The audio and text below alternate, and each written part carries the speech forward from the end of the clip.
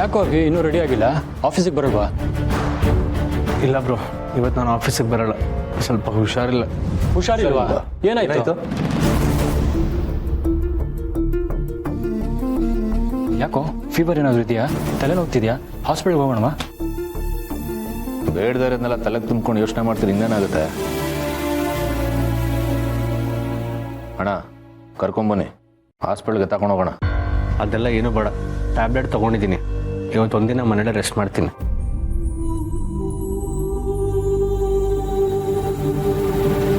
ಏನಾಯ್ತು ಕಂದ ನಿನಗೆ? ಜ್ವರ ಬಂದಿದ್ಯಾ? ಮೊನ್ನೆಯಿಂದನೂ ಡಲ್ ಆಗಿದ್ಯಾ? ಏನಾಯ್ತು ನನ್ನ ಹತ್ರ ಹೇಳ್ಕೊ. ಏನಾಯ್ತು ಅಭಿ?